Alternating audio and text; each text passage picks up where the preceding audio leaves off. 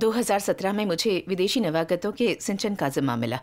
विदेशी भाषा में महारत हासिल होने और पहले नवागतों का सिंचन कर चुकने के कारण मुझे यह काम ज्यादा मुश्किल नहीं लगा।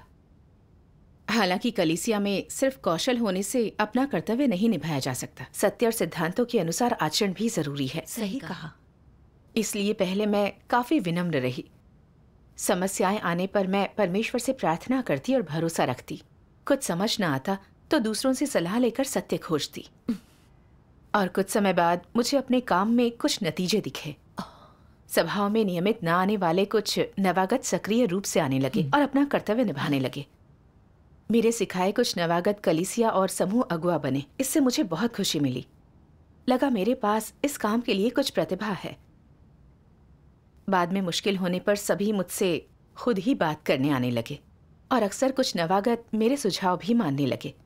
धीरे धीरे मैं खुद को सराहने लगी थी। मुझे लगा विदेशी भाषा और सिंचन कार्य दोनों मामलों में ही मैं समूह में सबसे काबिल हूँ। जल्दी ही मुझे वहाँ का निरीक्षक बना दिया गया। मुझे लगा मुझ में अद्भुत मानसिक क्षमता और काम करने की योग्यता है। अनजाने में मैं अहंकारी बनती चली गई।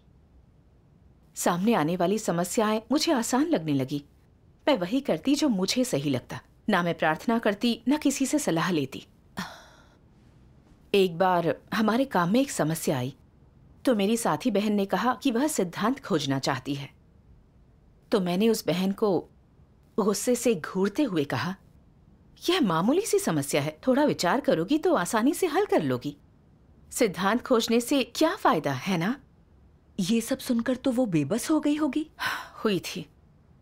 इसके बाद वह मुझसे बहुत संभल कर बात करने लगी। उस दौरान कुछ भाई बहनों ने भी कहा कि मैं बहुत अहंकारी हूं, पर मैंने जरा भी ध्यान नहीं दिया। मुझे लगता मैं थोड़ी अहंकारी हूं तो क्या, समस्या तो सभी में होती है। फिर थोड़ी मानसिक क्षमता वाले इंसान में अहंकार कैसे नहीं होगा? मुझे यह कोई बड़ी समस्या नहीं लगी। एक बार मैंने एक नवागत को समूह अगुआ बनाना चाहा। मेरी अगुआ को लगा वो नया है और उसकी नींव नहीं बनी है, वह ठीक से काम नहीं कर पाएगा।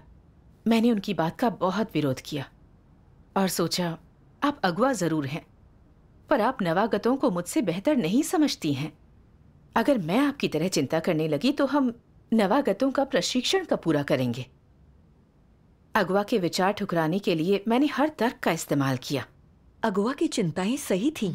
समूह अगुआ बनने के लिए कुछ तो नींव होनी जरूरी है। सही कहा। मैं तब इसे स्वीकार नहीं कर पाई। फिर उस नवागत को सीधे समूह अगुआ बना दिया। उसके बाद क्या हुआ? कुछ अच्छा नहीं हुआ। बहुत जल्द उसे यह काम बहुत ही तनावपूर्ण लगने लगा। नकारात्मक होकर वो कर्तव्य छोड़ना चाहती थी। बुरा हुआ। अहंकार और मनमर्जी से काम करने से लोगों की मदद नहीं होती, उल्टे काम बाधित होता है। सही कहा। यह वाकई सच है। इस सब के बाद मुझे भी सच में बहुत दुख हुआ। अगुआ की सलाह ना मानने का पछतावा होने लगा। पर फिर मैंने सोचा, कोई पूर्ण नहीं है, भटके बिना कौन कर्तव्य निभा पाता है। अगली बार मैं बेहतर काम करूंगी। फिर मेरी अगुआ ने मेरे अहंकार के कारण मेरा निपटान कर दिया। कहा इस तरह काम करना खतरनाक है। तब मुझे यह सुनकर थोड़ा सा बुरा लगा, क्योंकि मुझे खुद की समझ नहीं थी। फिर बहन यी और मैंने साथ में कलीसिया के काम का निरीक्षण किया। वह अपने काम में सतर्क और गंभीर थी और सत्य खोजने पर ध्यान देती थी। जब हम काम के बारे में चर्चा करते थे तो वह फैसला लेने से पहले बार बार चीजों की छानबीन करती, लेकिन मुझे वह पर्याप्त कुशल नहीं लगती थी, इसलिए मैं उसका तिरस्कार करने लगी। इसके बाद मैंने कई फैसले अकेले बिना उसे बताए ले लिए। उसे बिल्कुल भी गंभीरता से नहीं लिया। एक बार कलीसिया को कुछ चीजें खरीदनी थी और चूंकि इसमें भेंटें खर्च करनी पड़ती, इसलिए मेरी अगुआ ने बार बार मुझे अपनी साथी से चर्चा करने को कहा। मैंने इसका वादा तो कर दिया, लेकिन फिर सोचा, यह काम इतना भी मुश्किल नहीं है। मैं यह काम पहले कर चुकी हूं, मैं इसे अकेले कर सकती हूं, मुझे साथी की क्या जरूरत। जब मेरी साथी ने मेरी खरीद की जानकारी के लिए मुझे संदेश भेजा तो मैंने बिना सोचे कह दिया, मैंने व्यवस्था कर ली है, तुम चिंता मत करो। नतीजतन मैंने जो चीजें खरीदी वे अच्छी नहीं निकली और इससे उन भेंटों की बर्बादी हुई। ये तो बहुत ही बुरा हुआ। सही कहा। इन सब के बाद मैं बहुत घबरा गई। मुझे एहसास हुआ कि भेंटें बर्बाद करना बहुत बड़ा अपराध है। लगा जैसे मेरे दिल पर कोई भारी पत्थर आ पड़ा हो और सांस लेना बिल्कुल दूभर हो गया हो। मैं अक्सर अकेले में रोती और मेरा हर दिन बहुत निराशा और पीड़ा में बीतता। मेरी हालत और बदतर होने लगी। कर्तव्य निभाना मुश्किल हो गया और मैं समस्याएं समझ भी ना पाती। तो क्या इसके बाद आपने आत्मचिंतन किया? नहीं किया। बाद में अगुआ ने मुझे उजागर करके मेरा निपटान कर दिया। उन्होंने कहा मैं अहंकारी और दंभी हूं और मैं अपनी मनमर्जी से काम करती हूं, दूसरों का सहयोग नहीं करती, उनके सुझाव नहीं मानती, इसलिए मैं निरीक्षक बनने के लायक नहीं हूं। बर्खास्त किए जाने पर मैं बहुत ज्यादा दुखी हुई। मैंने परमेश्वर से प्रार्थना की, परमेश्वर, मैं नहीं जानती कि आखिर इतना कैसे गिर गई। मैं जानती हूं मेरी बर्खास्तगी तुम्हारी इच्छा है, मगर मैं अपनी विफलता की जड़ नहीं जानती। कृपया मुझे प्रबुद्ध करके आत्मचिंतन में मेरी मदद करो। फिर मैंने परमेश्वर के वचनों का एक वीडियो देखा। सर्वशक्तिमान परमेश्वर कहते हैं, कुछ लोग अपने कर्तव्य का पालन करते हुए कभी सत्य की तलाश नहीं करते। वे अपनी कल्पनाओं के अनुसार आचरण करते हुए महज वही करते हैं जो उन्हें अच्छा लगता है। वे हमेशा स्वेच्छाचारी और उतावले बने रहते हैं और वे बस सत्य का अभ्यास करने के मार्ग पर नहीं चलते। स्वेच्छाचारी और उतावला होने का क्या अर्थ है? इसका मतलब है कि जब तुम्हारा किसी समस्या से सामना हो तो किसी विचार प्रक्रिया या खोज प्रक्रिया के बगैर उस तरह का आचरण करना जो तुम्हारे हिसाब से ठीक बैठता हो। किसी और का कहा हुआ कुछ भी तुम्हारे दिल को नहीं छू सकता, न तुम्हारे दिमाग को बदल सकता है। यहां तक कि अपने साथ सत्य की संगति किए जाने पर भी तुम उसे स्वीकार नहीं कर सकते। तुम अपनी ही राय पर अड़े रहते हो। जब दूसरे लोग कुछ भी सही कहते हैं तब तुम नहीं सुनते, खुद को ही सही मानते हो और अपने ही विचारों से चिपके रहते हो। भले ही तुम्हारी सोच सही हो, तुम्हें दूसरे लोगों की राय पर भी ध्यान देना चाहिए, है ना? और अगर तुम ऐसा बिल्कुल नहीं करते तो क्या ये अत्यधिक दंभी होना नहीं है? जो लोग अत्यधिक दंभी और स्वच्छंद होते हैं उनके लिए सत्य को स्वीकार करना आसान नहीं होता। यदि तुम्हारा रवैया हठपूर्वक आग्रह करना, सत्य को नकारना, औरों के सुझाव न मानना, सत्य न खोजना, केवल अपने आप में विश्वास रखना और मनमर्जी करना है, यदि ये तुम्हारा रवैया है और तुम्हें इस बात की परवाह नहीं है कि परमेश्वर क्या करता है या क्या अपेक्षा करता है, तो परमेश्वर की प्रतिक्रिया क्या होगी? वो तुम पर ध्यान नहीं देता, वो तुम्हें दरकिनार कर देता है। क्या तुम हठधर्मी नहीं हो? क्या तुम अहंकारी नहीं हो? क्या तुम हमेशा खुद को ही सही नहीं मानते हो? यदि तुम में आज्ञाकारिता नहीं है, यदि तुम कभी खोज नहीं करते, यदि तुम्हारा हृदय पूरी तरह से बंद है और परमेश्वर का विरोधी है, तो परमेश्वर तुम्हारी तरफ कोई ध्यान नहीं देता। परमेश्वर तुम पर ध्यान क्यों नहीं देता? जब तुम्हारा दिल परमेश्वर के लिए बंद है, तो क्या तुम परमेश्वर का प्रबोधन ग्रहण कर सकते हो? क्या तुम परमेश्वर की फटकार को महसूस कर सकते हो? लोग जब दुराग्रही होते हैं, जब उनकी शैतानी और बर्बर प्रकृति काम करने लगती है, तो वे परमेश्वर के किसी भी कार्य को महसूस नहीं कर पाते। उस सब का कोई फायदा नहीं होता। तो परमेश्वर बेकार का काम नहीं करता। यदि तुम्हारा रवैया ऐसा अड़ियल और विरोधी है तो परमेश्वर तुमसे छिपा रहता है। परमेश्वर निरर्थक कार्य नहीं करता।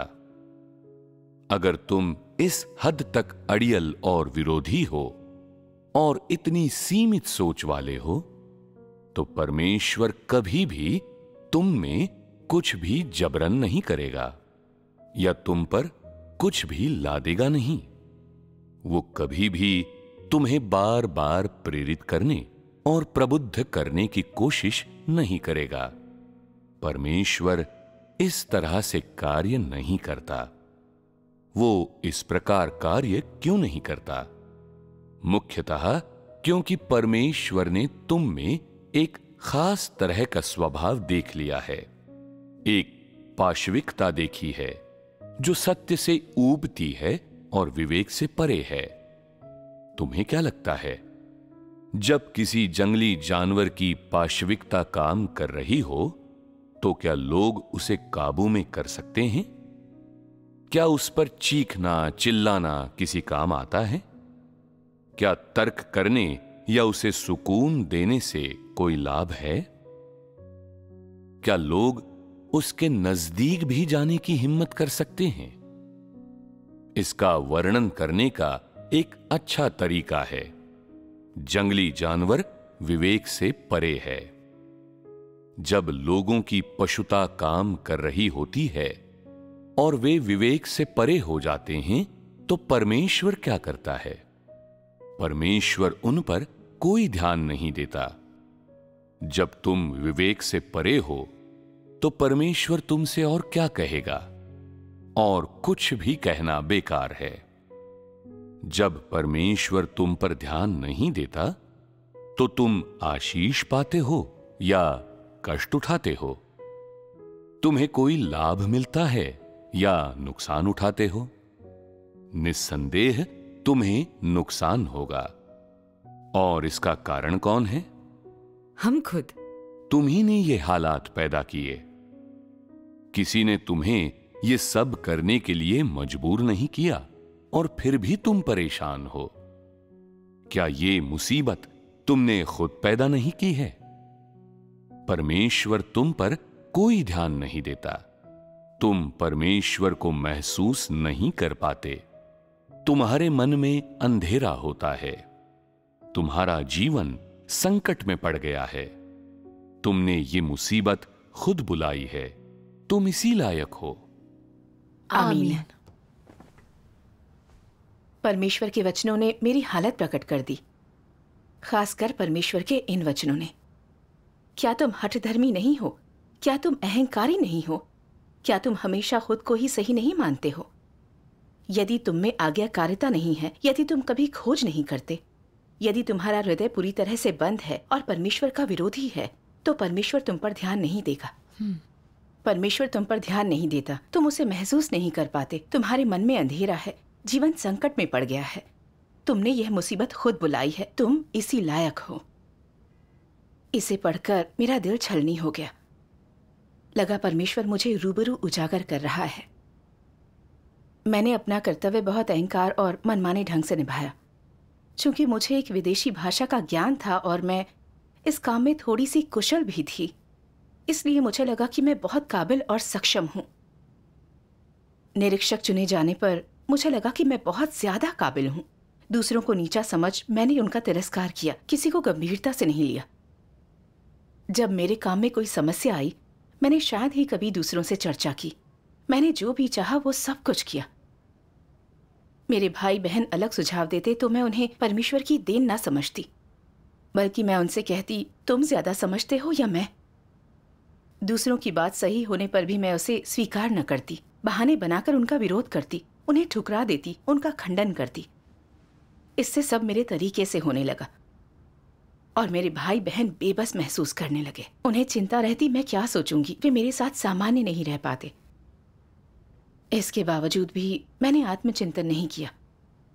कलीसिया में कार्य प्रभारी होते हुए मैंने सिद्धांतों के बिना मनमाने ढंग से काम किया, जिससे सारी भेंटें बर्बाद हो गई। मेरा स्वभाव बहुत अहंकारी था। दूसरे कुछ भी कहते तो मैं उनकी ना सुनती। एक अड़ियल गधे जैसी ना समझ थी मैं। मेरा बर्ताव परमेश्वर के लिए घृणास्पद था और मुझे पवित्र आत्मा का कार्य नहीं मिल पाया। मेरा हर काम परेशानी और बाधा खड़ी कर रहा था। सही कहा। अहंकारी स्वभाव ठीक करने के लिए सत्य नहीं खोजने पर हमारी हालत बदतर होती जाती है और हम कभी भी विनाशकारी चीजें कर सकते हैं। बिल्कुल सही कहा। अड़ियल बनकर सत्य न स्वीकारने पर पवित्र आत्मा कार्य नहीं करेगा और हम कुछ नहीं कर सकेंगे। सही कहा। सही कहा। अपने कुकर्म का एहसास होने पर मैंने खुद को थप्पड़ मारना चाहा। इतनी दंभी होने पर मुझे खुद से नफरत हो गई। आखिर मैंने दूसरे लोगों की सलाह क्यों नहीं सुनी? लेकिन अब नतीजे आ चुके थे और पछताने का कोई फायदा नहीं था। सही कहा। बाद में मैंने अपनी समस्याओं पर चिंतन शुरू कर दिया। मैंने परमेश्वर के कुछ वचन पढ़े जिनसे मैं खुद को और बेहतर समझ पाई। सर्वशक्तिमान परमेश्वर कहते हैं, अहंकारी और आत्मतुष्ट होना लोगों का एकदम स्पष्ट शैतानी स्वभाव है और अगर वे सत्य नहीं स्वीकारते तो उन्हें शुद्ध करने का कोई तरीका नहीं है। जो लोग अहंकारी और आत्मतुष्ट स्वभाव के होते हैं वे मानते हैं कि वे सही हैं।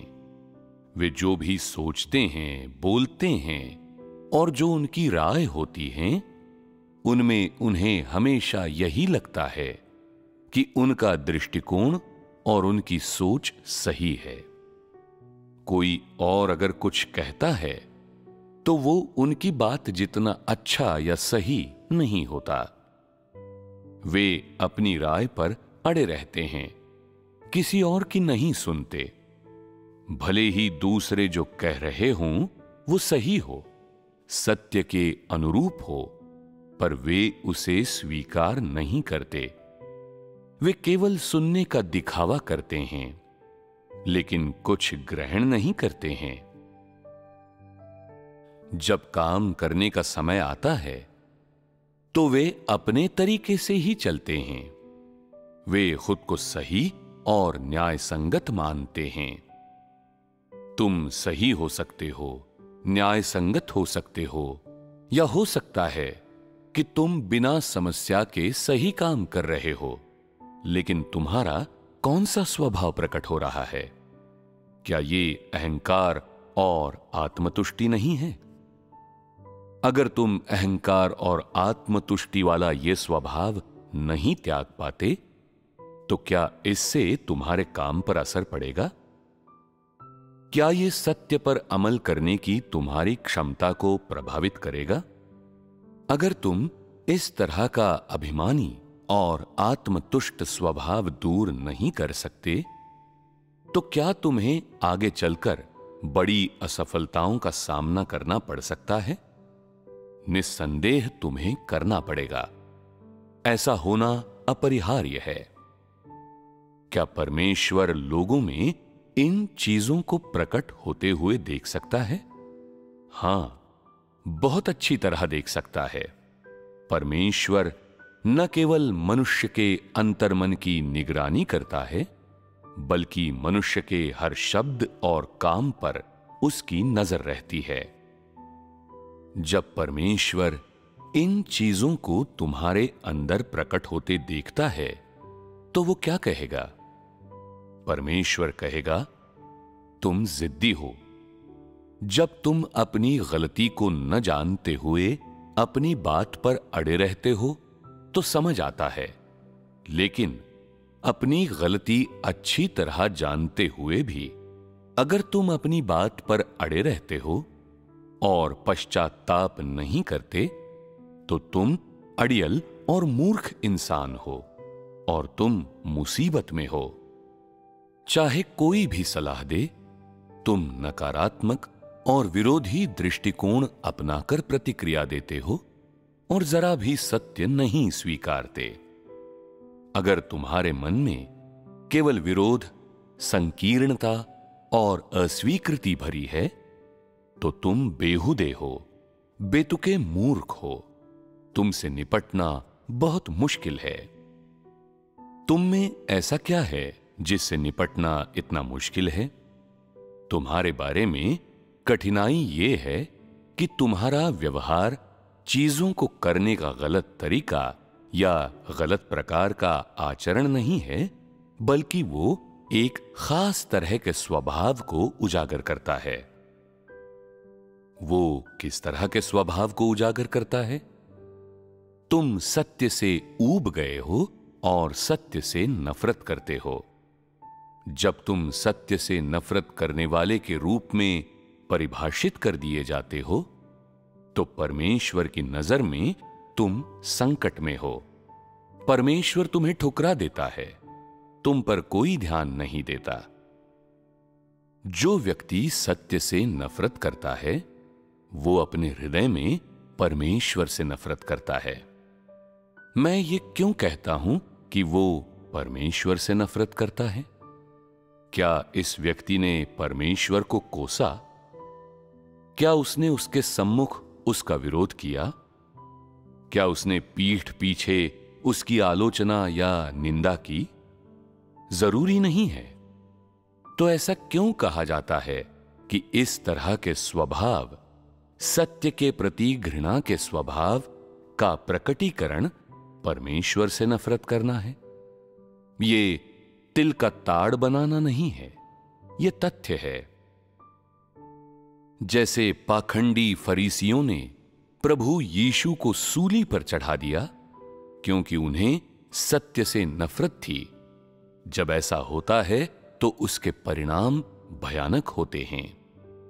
अर्थात जब किसी व्यक्ति का स्वभाव सत्य से ऊबने और सत्य के प्रति शत्रुता रखने वाला होता है, तो वो किसी भी समय और किसी भी स्थान पर इस प्रकार के स्वभाव को प्रकट करने में सक्षम होता है। और अगर वो इस पर निर्भर रहने की स्थिति में जीता रहता है, तो वो परमेश्वर का विरोध करेगा या नहीं? जब सत्य से जुड़ा कोई मुद्दा उसके सामने आता है, जिसमें उसके द्वारा चुने जाने वाले विकल्प शामिल हों, तब अगर वो सत्य स्वीकार न कर पाए, बल्कि अपने भ्रष्ट स्वभाव पर निर्भर रहने की स्थिति में जीता रहे, तो वो स्वाभाविक रूप से परमेश्वर का विरोध करेगा और उसके साथ विश्वासघात करेगा। ऐसा इसलिए है क्योंकि इस प्रकार का भ्रष्ट स्वभाव कुछ और नहीं बल्कि एक ऐसा स्वभाव है जो परमेश्वर और सत्य से नफरत करता है। आमीन। परमेश्वर के वचन सब स्पष्ट कर देते हैं। हमेशा अहंकारी होना और कभी सत्य न खोजना सत्य से उबने और नफरत करने वाला शैतानी स्वभाव है। सही कहा। पहले मुझे एहसास नहीं हुआ। मुझे लगता थोड़ी काबिलियत है तो अहंकारी होना कोई समस्या नहीं है। सही कहा। परमेश्वर के वचन पढ़कर समझ आया कि मेरा स्वभाव अहंकारी तो था ही, मैं सत्य से भी ऊब चुकी थी, सत्य और परमेश्वर से नफरत करती थी। हाँ। बहुत से भाई बहनों ने मुझे सलाह दी और मेरी अगुआ ने काट छाट कर मेरा निपटान किया, मगर मैंने किसी की नहीं सुनी और मैंने आत्मचिंतन भी नहीं किया। कई बार तथ्यों ने दिखाया कि मैं जिस बात पर अड़ी थी वह बिल्कुल गलत थी। मैंने कार्य बाधित करने के सिवा कुछ नहीं किया। इसके बावजूद मैंने आत्मचिंतन नहीं किया और मनमानी करती रही। कभी कभी जब भाई बहन मुझे सलाह देते तो मुझे वह सही और सत्य के सिद्धांतों के अनुरूप लगती, फिर भी मैं उन्हें ठुकरा देती। मैं बहुत ज्यादा अड़ियल हो गई थी। क्या यह सत्य से उबने और नफरत करने वाला शैतानी स्वभाव नहीं था? बिल्कुल था। परमेश्वर कहते हैं, अगर तुम सत्य के प्रति शत्रुता रखते हो तो परमेश्वर की नजर में तुम संकट में हो। सत्य को नफरत से देखने वाला परमेश्वर को भी नफरत से देखता है। इन वचनों ने मुझे और ज्यादा परेशान कर दिया। परमेश्वर का स्वभाव धार्मिक और पवित्र है। हमारे प्रति परमेश्वर का रवैया सत्य और परमेश्वर के प्रति हमारे रवैये पर निर्भर है। सत्य परमेश्वर की अभिव्यक्ति है, पर मैंने सत्य से ऊब जाने और नफरत करने वाला स्वभाव दिखाया। क्या यह परमेश्वर से नफरत करना नहीं था? सही कहा। सही कहा। किसी इंसान का भ्रष्ट स्वभाव चाहे जैसा भी हो, वह सत्य स्वीकार कर सकता है तो सब ठीक किया जा सकता है। उसके पास परमेश्वर द्वारा बचाए जाने का पूरा मौका है। हाँ। सही कहा। लेकिन अगर इंसान की प्रकृति का सार सत्य से ऊबने और नफरत करने वाला है तो वह परमेश्वर का शत्रु है। परमेश्वर के शत्रु कैसे बचाए जा सकते हैं? मुझे कलीसिया से निकाले गए मसीह विरोधी याद आए। वे सत्य से नफरत कर उसे ठुकराते थे, जिससे उन्हें बेनकाब कर त्याग दिया गया। हाँ। मैं बहुत ज्यादा डर गई थी और इसके बाद काफी समय तक मैं खुद को इस सबका दोष देती रही। जब भी मैं काम में पहुंचाए नुकसान को याद करती तो मेरे दिल पर जैसे हजारों छुरियां चल जाती। मैंने परमेश्वर से प्रार्थना की, परमेश्वर, यह विफलता मेरे लिए बहुत दर्दनाक है, लेकिन ऐसी विफलता के बिना मुझे अपने इस भ्रष्ट स्वभाव की गंभीरता का पता ना चलता और मैं कभी ना जान पाती कि मैं खतरे के कगार पर खड़ी थी। अब मैं अपने भ्रष्ट स्वभाव के साथ जीना नहीं चाहती। मेरा मार्गदर्शन करो ताकि मैं सत्य को स्वीकारने और भविष्य में अपने कर्तव्य पर अमल करने वाले इंसान बन पाऊं। आमीन। बाद में मैं अक्सर ये सोचती कि मैं इतनी अहंकारी क्यों हूं, इसकी वजह क्या है और अपना यह भ्रष्ट स्वभाव मैं कैसे ठीक करूं। सही कहा। भक्ति कार्य में परमेश्वर के वचनों के 2 अंशों ने मुझे प्रबुद्ध कर दिया।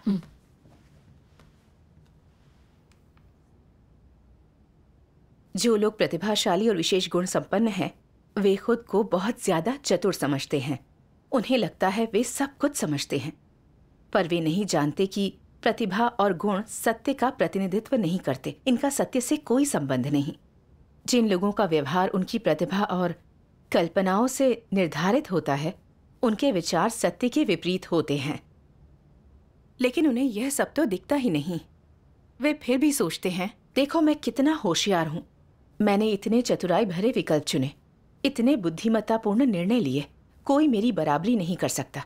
वे सदैव आत्ममुग्धता और आत्म प्रशंसा की मनस्थिति में रहते हैं।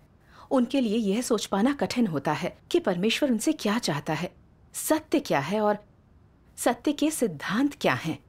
उनके लिए सत्य समझना कठिन होता है। कर्तव्य निभाकर भी वे सत्य का अभ्यास नहीं कर पाते, इसलिए उनका सत्य की वास्तविकता में प्रवेश मुश्किल है। आमीन। आमीन। एक अंश और है, इसे मैं पढ़ूं? जरूर। ये रहा। तुम क्या कहते हो? क्या अपने कर्तव्य को ठीक से पूरा करना मुश्किल है? वास्तव में ऐसा नहीं है। लोगों को केवल विनम्रता का भाव रखना है, थोड़ी समझ रखकर एक उपयुक्त स्थिति अपनानी है। चाहे तुम कितने भी शिक्षित क्यों ना हो, तुमने कितने भी पुरस्कार जीते हो, तुम्हारी कितनी भी उपलब्धियां हो और तुम्हारा रुतबा और दर्जा चाहे कितना भी ऊंचा हो, तुम्हें इन चीजों को छोड़ देना चाहिए। तुम्हें अपनी ऊंची गद्दी से उतर जाना चाहिए। इन सब का कोई मोल नहीं है। परमेश्वर के घर में वे चीजें कितनी भी महान हों, सत्य से बड़ी नहीं हो सकती, क्योंकि ऐसी सतही चीजें सत्य नहीं है और ये चीजें सत्य की जगह भी नहीं ले सकती। तुम्हें यह मसला स्पष्ट होना चाहिए। यदि तुम कहते हो मैं बहुत गुणी हूं, मेरे पास बहुत तेज दिमाग है, त्वरित सजगता है, मैं शीघ्रता से सीखता हूं और मेरी याददाश्त बहुत अच्छी है, इसलिए मैं अंतिम निर्णय लेने योग्य हूं। यदि तुम हमेशा इन सभी चीजों को पूंजी के रूप में उपयोग करते हो और उन्हें बहुत कीमती और सकारात्मक मानते हो, तो परेशानी वाली बात है। तुम्हारा दिल इन चीजों के कब्जे में है और इन चीजों ने तुम्हारे दिल में जड़ें जमा ली हैं, तो तुम्हारे लिए सत्य स्वीकारना मुश्किल होगा और इसके परिणाम की तो कल्पना भी मुश्किल है। इस प्रकार सबसे पहले तुम उन चीजों का त्याग कर उन्हें नकारो जो तुम्हें प्रिय हैं, जो तुम्हें बहुत अच्छी लगती हैं, जो तुम्हारे लिए अत्यधिक बेशकीमती हैं। वे सत्य नहीं हैं, बल्कि वे बातें तुम्हें सत्य में प्रवेश करने से रोक सकती हैं। आमीन। आमीन। परमेश्वर के वचनों से मैंने समझा कि मेरे अहंकारी होने और सत्य ना स्वीकारने की वजह यह थी कि मैं हमेशा अपनी ही खूबियों के सहारे जीती थी। मुझे विदेशी भाषा आती थी और काम का अनुभव था, तो कहने को मुझ में मानसिक काबिलियत थी। मैं काम की कुछ समस्याएं भी दूर कर लेती थी, इसलिए इन खूबियों को मैंने पूंजी समझ लिया। सत्य के सिद्धांत और परमेश्वर की इच्छा नहीं खोजी। अपने भाई बहनों के साथ अपमानजनक व्यवहार किया और उनके सुझावों पर कभी ध्यान नहीं दिया। अपनी खूबियों को मैंने सबसे ऊपर रखा, आत्म प्रशंसा में लिप्त रही और इसलिए अहंकारी बन गई। मुझे खुद पर अंधा विश्वास था, मानो मैं कभी गलत हो ही नहीं सकती। पर बार बार यही साबित हुआ कि मेरे विचार सत्य के सिद्धांतों के अनुरूप नहीं थे, वे सब गलत थे। वहीं पर कुछ साधारण से दिखने वाले भाई बहन जिनमें कोई खूबी नहीं थी, लेकिन वे अपने कर्तव्य में विनम्रता से सत्य के सिद्धांत खोज पाते थे। उनमें परमेश्वर का मार्गदर्शन देखा जा सकता था। अपने कर्तव्य में वे अच्छे नतीजे हासिल कर पाए। सही कहा।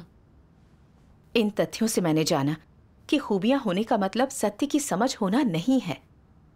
अगर हम सत्य के सिद्धांत खोजे बिना कर्तव्य निभाएं, अपनी खूबियों के सहारे जिएं, तो हम अहंकारी बनते जाते हैं, मानवता और समझ खोकर परमेश्वर का विरोध करने लगते हैं। सही कहा। सही कहा। आपकी संगति से मुझे भी एहसास हुआ, काबिलियत और खूबियां बस कर्तव्य निभाने में मदद करते हैं। सत्य और स्वभावगत बदलाव के बिना खूबियां तुम्हें अहंकारी बनाएगी और तुम अच्छे से काम नहीं करोगे। सही कहा। अहंकारी स्वभाव को पूरी तरह ठीक करने के लिए हमें इस पूंजी को त्यागना होगा और अहम त्याग कर सत्य की खोज करनी होगी। बिल्कुल बिल्कुल। इसके बाद मैंने इस तरह से अभ्यास करने पर ध्यान केंद्रित किया। पर कोई समस्या आती और मुझे भाई बहनों की मदद की जरूरत होती तो मेरे अंदर अब भी संघर्ष छिड़ जाता। मुझे अपने विचार हमेशा बहुत सही लगते और दूसरों से चर्चा करना बेकार लगता। सोचती समस्या हल नहीं कर पाई तो सब मेरे बारे में बुरा सोचेंगे। पर जब मुझे वे अपराध याद आए जो मैंने खुद पर अत्यधिक भरोसे की वजह से किए, तो मुझे थोड़ा सा डर लगा। मेरी अड़ने की हिम्मत ही नहीं हुई। मैं अहम त्यागने और इसकी चर्चा करने में सक्षम रही। परमेश्वर का धन्यवाद। जल्द ही भाई बहनों ने देखा मैं खुद को थोड़ा समझ गई हूँ, कुछ बदल भी गई हूँ। मुझे दोबारा कलीसिया अगुवा चुन लिया गया। एक बार सुसमाचार उपयाजक की जरूरत थी। मैंने देखा बहन ली आगे बढ़कर सुसमाचार सुनाती, सभाओं में सक्रियता से संगति करती है, तो मन ही मन मैंने बहन ली को चुन लिया। तभी मेरी साथी बहन ने मुझे ये याद दिलाया, कलीसिया का उपयाजक चुनना मामूली बात नहीं है, इसमें मुझे अपनी अगुवा की मदद लेनी चाहिए। अपनी बहन की झिझक देखकर मैंने सोचा कि बहन ली सक्रिय होकर सुसमाचार साझा करती रही है, तो फिर उससे बेहतर उम्मीदवार और कौन हो सकता है। इसके अलावा यह तरक्की उसके लिए अभ्यास का मौका होगी। वह सही ना हुई तो तबादला कर देंगे। मुझे अगवा की सलाह की क्या जरूरत है। प्रतिरोधी होते ही मुझे परमेश्वर के ये कुछ वचन याद आए, भले ही तुम्हारी सोच सही हो, तुम्हें दूसरे लोगों की राय पर भी ध्यान देना चाहिए। अगर तुम ऐसा नहीं करते तो क्या यह दंभी होना नहीं है। सही कहा। अच्छा, हाँ। मेरी बहन आश्वस्त नहीं है तो मुझे सत्य खोजना चाहिए। भक्ति कार्य में मैंने परमेश्वर के ये वचन पढ़े, अगर तुम्हारे पास कोई विचार या राय हो, तुम आंख मूंद कर दावा करो वह सही है और वही करना चाहिए, तो तुम आत्मतुष्ट हो रहे हो।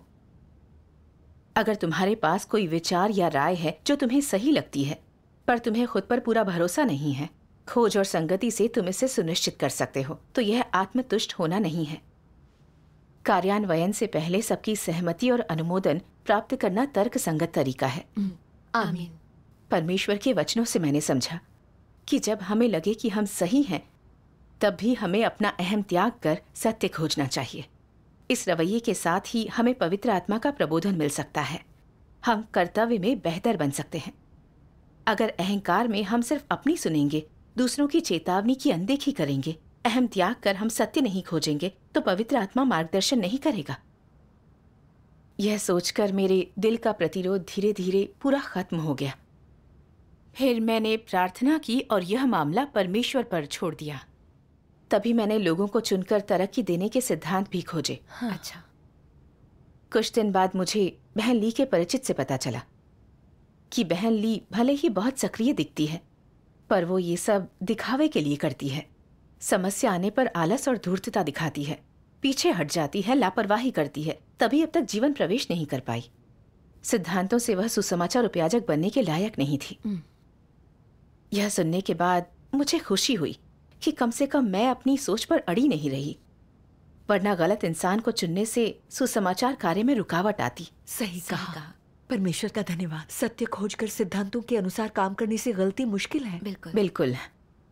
यह परमेश्वर की सुरक्षा थी। परमेश्वर के वचनों के मार्गदर्शन की मैं आभारी थी। मैंने जाना सत्य का अभ्यास कर और दूसरों की सलाह मानकर ही मैं कर्तव्य में समस्याओं और भटकावों से बची थी। दिल को भी सुकून था। सही सच कहा, है। परमेश्वर का धन्यवाद। जब भी मैं अपने अतीत के अहंकार को याद करती हूँ तो मुझे बहुत शर्मिंदगी महसूस होती है। परमेश्वर के वचनों के न्याय और ताड़ना के बिना, गंभीर प्रकार की काट छाट और निपटान के बिना मैं कभी भी आत्मचिंतन न कर पाती, कभी अहम त्याग कर दूसरों की सलाह न मान पाती। अब समस्या आने पर मैं भाई बहनों के साथ चर्चा करके सत्य खोज पाती हूँ। यह एक छोटा सा बदलाव परमेश्वर के वचनों और कार्य का ही परिणाम है। हाँ, सही कहा। मैं दिल से परमेश्वर का धन्यवाद करती हूँ। परमेश्वर का परमेश्वर का धन्यवाद। धन्यवाद। फिर अपने कर्तव्य में आप उतनी दम्भी नहीं रही।